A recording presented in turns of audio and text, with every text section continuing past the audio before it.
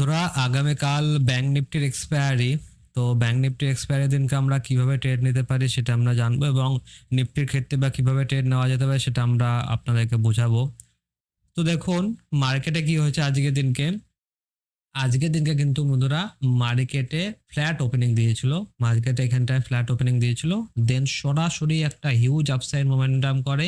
এখানে যারা যারা কল রাইটার ছিল তারা সবাই কিন্তু বন্ধুরা স্টপ লস দিয়ে দিয়েছে এবং স্টপ লস দেওয়ার পর মার্কেট এখানটায় 51,000 থেকে রেজিস্ট্যান্স নেওয়ার পর আবারও কিন্তু মার্কেট 300 পয়েন্ট মতো, এই জায়গাটায় 300 পয়েন্ট মতো মার্কেট ফল করেছে। তো এই মুহূর্তে যদি আমি আপনাদেরকে বায়ার সেলারের পজিশন বলি, তো দেখুন এই জায়গাটার ক্ষেত্রে মার্কেটে বায়ার ছিল, তারপরে যেই ব্রেকআউট হয়েছে 50,500 এর আশেপাশে ব্রেকআউট হয়েছে, এখানে কিছু বায়ার এসছে। তারপরে বন্ধুরা এই রেজিস্ট্যান্স যখন ব্রেকআউট হয়েছে এখানে কিছু বায়ার এসছে। তো এই যে বায়ার ছিল তাতে কিন্তু বন্ধুরা তারা কিন্তু স্টপ লস নিয়ে নিয়েছে। এই বায়ার কিন্তু এখন আর নেই। এখন এই মুহূর্তে কোন কোন বায়ার রয়েছে? এই বায়ারটা রয়েছে আর এই বায়ারটা রয়েছে এবং এই বায়ারও কিন্তু বন্ধুরা অনেকটাই বেরিয়ে গিয়েছে, কারণ মার্কেটে ভার্টিক্যাল ফল করেছে। যেরকম ভাবে উপরে গিয়েছিল সেরকম ভাবে কিন্তু বন্ধুরা নিচের দিকে নেমেছে এবং খুব স্লোলি স্টেডিলি এরকম ভাবে যে নিচে নামছে সেরকম কিন্তু না, মার্কেটে কিন্তু একটা শার্প ফল দিয়েছিল।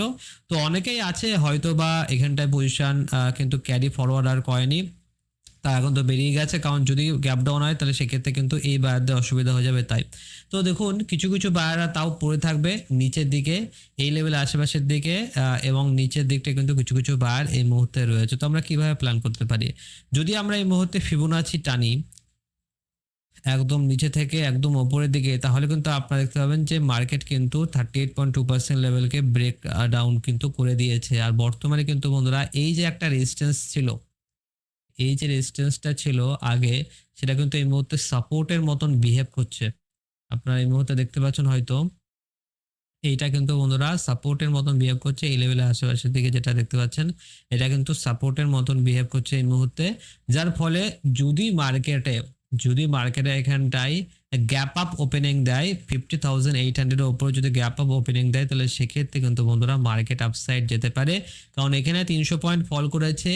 এই সেলারদেরকে টার্গেট করাটা কিন্তু মার্কেটের পক্ষে অনেক ইজি হবে, যার ফলে কিন্তু বন্ধুরা 51,000 লেভেলকে মার্কেট ব্রেক করার জন্য মার্কেট কিন্তু গ্যাপ আপ ওপেনিং দিলে উপরের দিকে যেতে পারে। এবারে চলে আসি গ্যাপ ডাউনের ক্ষেত্রে কিংবা ফ্ল্যাটের ক্ষেত্রে। তো যদি মার্কেট এখানটা ফ্ল্যাট ওপেনিং দেয় তো সেক্ষেত্রে কিন্তু বন্ধুরা মার্কেটে আগের দিনকে বিরাট বড় আপসাইড মোমেন্টাম করেছিল, এরকম ভাবে ভার্টিক্যাল আপসাইড মোমেন্টাম করেছিল। তো প্রথম দিকে হয়তো বা মার্কেট এখানটা আপসাইড মোমেন্টাম নাও করতে পারে, এখানটায় স্লোলি স্টেডিলি মার্কেট ধীরে ধীরে নিচের দিকে আসতে পারে, দেন 50% কিংবা 61.8% লেভেল থেকে মার্কেট সাপোর্ট নিয়ে উপরের দিকে যাবে। মার্কেট কিন্তু আমার মনে হয় যে মার্কেট এই বায়ারদেরকে টার্গেট করার জন্য একদমই আসবে না, কারণ এদেরকে কিন্তু টার্গেট করাটা অনেক বেশি ডিফিকাল্ট হবে, কারণ আগের দিনকে মার্কেট ফল করেছে দেন আবার ফল, এটা কিন্তু বন্ধুরা ডিফিকাল্ট হতে পারে। তো যদি মার্কেট এখানটায় একটা বড় সড়ো গ্যাপ ডাউন ওপেনিং দেয়, লেটস সে 50,500 উপরে যদি এখানটায় ওপেনিং দেয়, তো সেক্ষেত্রে মার্কেট কিছুটা উপরে দিয়ে গেলে কিন্তু মার্কেট ফল করবে। তো সেক্ষেত্রে যদি ভালোই গ্যাপ ডাউন ওপেনিং দেয় আমাদের ডাউন সাইডে প্ল্যান থাকবে, কারণ এই যে সেলার তখন থাকবে তারা অনেক বেশি প্রফিটেবল হয়ে যাবে, তো এদেরকে তখন আর টার্গেট করা যাবে না। কিন্তু যদি মার্কেট ফ্ল্যাট ওপেনিং দেয় কিংবা যদি মার্কেট গ্যাপ আপ ওপেনিং দেয় সেক্ষেত্রে কিন্তু বন্ধুরা আপনারা প্রাইস অ্যাকশন দেখবেন এবং কিছুটা ডাউন সাইড আসার পর কিন্তু আপনারা বাইং করতে পারেন, কারণ ফ্ল্যাট ওপেনিং ক্ষেত্রে মার্কেট সরাসরি উপর দিকে গেলে চার্ট রিপিট হয়ে যাওয়ার একটা বড়সড় চান্স থাকবে। তো আমি আপনাদেরকে সম্পূর্ণ ব্যাপারটাই বলে দিলাম যে মার্কেট এই মুহূর্তে কিভাবে কাজ করছে এবং এই মুহূর্তে মার্কেটে মাইক্রো ট্রেন্ড যদি আমরা বলি তো মাইক্রো ট্রেন্ড কিন্তু একটু পজিটিভ হয়ে গিয়েছে। বেশ বড়সড় কনসলিডেশন হওয়ার পর এই মুহূর্তে কিন্তু মার্কেট ওপরের দিকে যাওয়ারই চেষ্টা করবে, কারণ প্রায় কিন্তু বলতে পারেন যে 2 তারিখ থেকে আজ 20 তারিখ পর্যন্ত মার্কেট কিন্তু বন্ধুরা একটাই রেঞ্জে কাজ করছিল। আজকের দিনকে কিন্তু সেই রেঞ্জের একটা ব্রেকআউট দেখা গিয়েছে, আজকের দিনকে ক্ষেত্রে কিন্তু রেঞ্জের ব্রেকআউট হয়েছে। তো ডেফিনেটলি মার্কেট উপরের দিকে যাওয়ারই চেষ্টা করবে।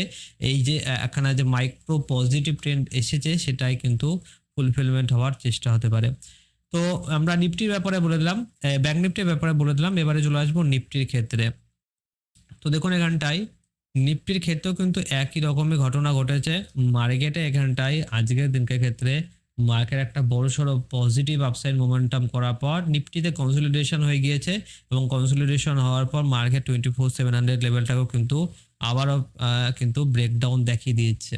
তো এক্ষেত্রে কিন্তু বন্ধুরা যদি আমরা ফ্ল্যাট ওপেনিং দেখতে পাই, কিংবা এখানটায় 24,700 এর উপরে যদি গ্যাপ আপ হয়, তো যদি গ্যাপ আপ হয় সেক্ষেত্রে কিন্তু বন্ধুরা মার্কেট পজিটিভ মোমেন্টাম করবে, তো আমরা বাইং এর দিকে প্ল্যান করতে পারি। কিন্তু যদি মার্কেট এখানটা গ্যাপ ডাউন ওপেনিং দেয় সেক্ষেত্রে কিন্তু কন্টিনিউয়েশন আসতে পারে। গ্যাপ ডাউন কিংবা ফ্ল্যাট ওপেনিং দেয়, ফ্ল্যাট কিংবা গ্যাপ ডাউনের ক্ষেত্রে মার্কেট কিন্তু কন্টিনিউয়েশনে যেতে পারে। কারণ এখানটা দেখুন বন্ধুরা, এখানে যারা যারা বাই করেছিল তারা কিন্তু এই মুহূর্তে কিছু কিছু লোকে বলতে পারেন যে 50% লোকে কিন্তু বেরিয়ে গিয়েছে, এবং বাদ বাকি কিন্তু আর 50% লোক রয়েছে যারা 24,600 লেভেলে ব্রেকডাউন হলে কিন্তু তারা এসএল দিতে আরম্ভ করে দেবে। তো যদি মার্কেট এখানটায় ফ্ল্যাট ওপেনিং দেয় তো সেক্ষেত্রে কিন্তু বন্ধুরা নিচের দিকে আপনারা প্ল্যান করতে পারেন, অ্যাটলিস্ট 24,650 এর আশেপাশের দিকটা কিন্তু আপনারা প্ল্যান করতে পারেন যে মার্কেট এখানটা নিচের দিকে আসতে পারে।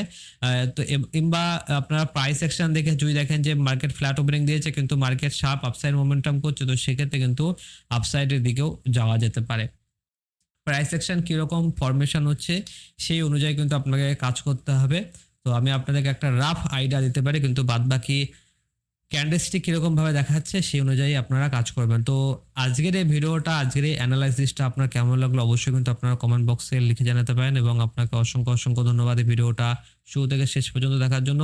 এবং কমেন্ট বক্সে আপনি অবশ্যই কিন্তু লিখে জানাবেন যে আপনি কি ধরনের ট্রেডিং এর ভিডিও দেখতে চান, কোনো যদি কোয়ারি থাকে সেটাও আপনি কমেন্ট করতে পারেন। আপনাকে অসংখ্য অসংখ্য ধন্যবাদ এই ভিডিওটা শুরু থেকে শেষ পর্যন্ত দেখার জন্য।